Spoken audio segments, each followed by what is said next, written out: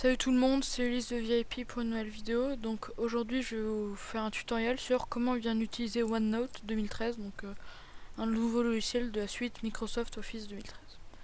Donc pour commencer, on ouvre OneNote. Voilà. Donc, voilà. Donc avant de commencer vraiment le tuto, je vais vous présenter un peu OneNote. Donc OneNote, c'est un logiciel pour prendre des notes, comme l'indique le titre, et qui est vraiment très utile pour les professionnels en réunion, pour les étudiants ou même pour les mères de famille.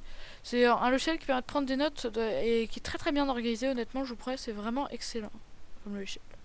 Donc par exemple, on va ajouter un bloc-notes. Donc je vais mettre bon, même pas. Donc vous cliquez sur ajouter un bloc-notes. Ensuite, si vous voulez mettre sur votre ordinateur, vous cliquez sur ordinateur, puis vous tapez le nom de votre bloc-notes. Hein, c'est très très simple. Je vais l'appeler Climi. Hein. Voilà. Donc ensuite, donc vous pouvez taper là ici, vous tapez le titre de votre truc de bloc-notes. Et là vous commencez à prendre des notes. Hein. C'est comme vous voulez. Ensuite, donc ici c'est pour créer une nouvelle section. Vous voyez. Voilà. Section 1, section 2. Et ici c'est pour créer des pages dans chaque section. Donc ça vous paraît peut-être un peu abstrait ce que je dis là. Et je peux vous comprendre. Mais en fait, voilà. Donc attends, je vais supprimer. Voilà.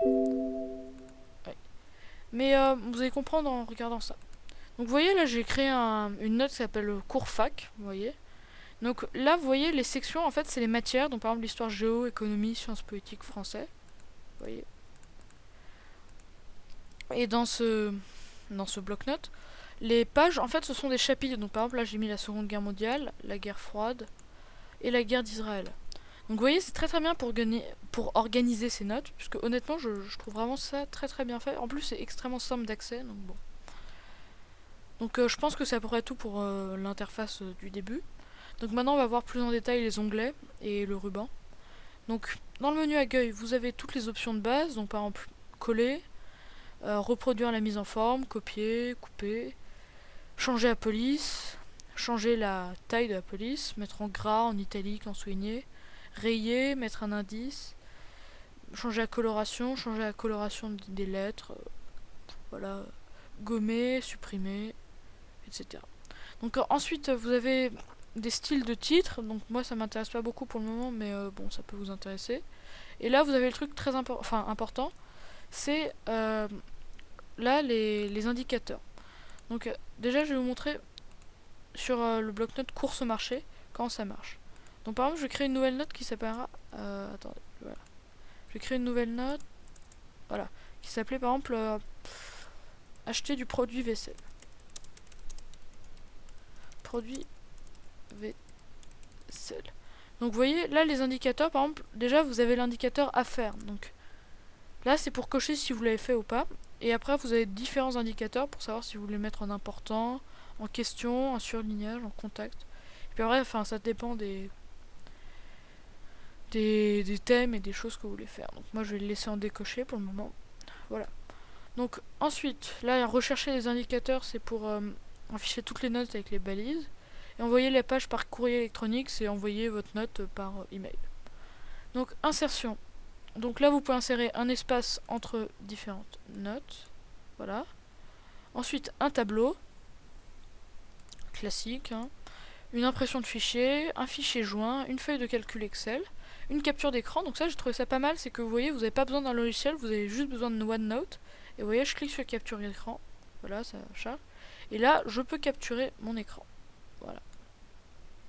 Et vous voyez, la photo a un rendu quand même pas mal, je trouve, honnêtement. Voilà. Ensuite, donc vous avez images, comme d'habitude, images en ligne, images numérisées. Ça, c'est scanné, en fait. Des liens. Ensuite, enregistrement ou enregistrement vidéo ou enregistrement audio. Donc ça, c'est pour enregistrer votre ordinateur.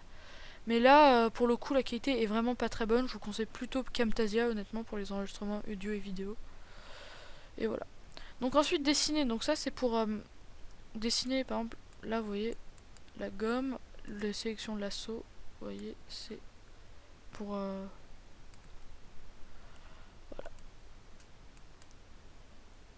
Ensuite, donc, vous voyez, après c'est pour choisir la couleur et l'épaisseur, les formes, insérer un espace, supprimer, vous voyez, organiser.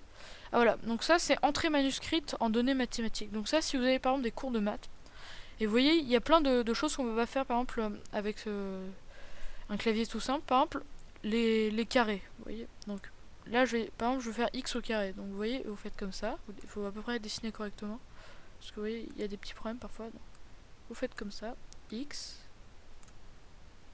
au carré, vous voyez, vous dessinez votre petit 2 là. Ah, c'est pas très précis, je dois vous l'avouer, ils ont un peu amélioré par rapport à... Puis vous faites comme ça, voilà. Vous voyez, vous avez une gomme, etc. Voilà, et vous obtenez un x au carré. Bon, c'est pas très précis, mais ça peut toujours être utile. Ensuite, donc dans l'onglet historique, donc ça c'est pour remarquer les notes que vous avez modifiées récemment, les marquer comme lues, les rechercher par auteur, etc. Ensuite, révision, donc ça c'est pareil dans à peu près toutes les... Attendez, je vais revenir à... Voilà, l'onglet texte. Donc attendez, dessiner, moi je vais mettre texte, voilà. Ah oui, voilà, j'ai enfin compris. Donc en fait, ça c'est pour dessiner soit des couleurs, vous voyez, soit des textes. Donc bon. Donc ensuite, on revient à la révision. Donc ça c'est un peu comme dans dans la plupart des logiciels, c'est-à-dire Excel, Word, PowerPoint et le dernier, et Word, voilà. C'est, vous voyez, si vous faites une faute d'orthographe, par exemple, si je dis les marchés, voilà. Non, les marcheurs. Je pense que... Vous voyez, il m'indique qu'il y a une faute. Donc vous cliquez là sur orthographe. Et là, on vous conseille vos mots. Voilà. Et vous cliquez sur modifier, soit sur ignorer, soit sur ajouter. Moi, je vais cliquer sur modifier. Et voilà. Ensuite, donc bon, là c'est pareil. Hein. Et affichage, donc ça c'est pour afficher différemment. Donc par exemple, vous voyez, page entière, c'est comme ça. Donc vous n'avez pas les onglets. Là, il suffit de cliquer sur les 3 petits points pour avoir le ruban. Moi, j'aime pas trop, donc après, on fait F. Voilà. Ensuite, vous avez ancré au bureau, donc ça, c'est un peu bizarre quand même. Ensuite, vous avez mode normal, donc ça, c'est facile. Voilà, vous voyez, comme d'habitude. Après, couleur de page, donc ça, par exemple, bon, c'est pas génial, mais bon, ça peut toujours. Ensuite, réglure, donc ça, c'est par exemple pour les feuilles, vous savez, souvent, il y a des choses de ce genre. Ensuite, masquer le titre de la page, donc ça c'est... Oui, vous voyez, vous cliquez sur oui, et là vous voyez les marchés, ça a disparu. Ensuite, format du papier, bon voilà. Et l'envoyer vers l'outil OneNote. Donc bon, je pense que c'était à peu près tout ce que j'avais à dire sur OneNote 2013. Donc merci d'avoir suivi cette vidéo. Si elle vous a plu, n'hésitez pas à la liker ou à la commenter. Et en tout cas, moi je vous dis salut et à la prochaine vidéo. Voilà, arrêtez.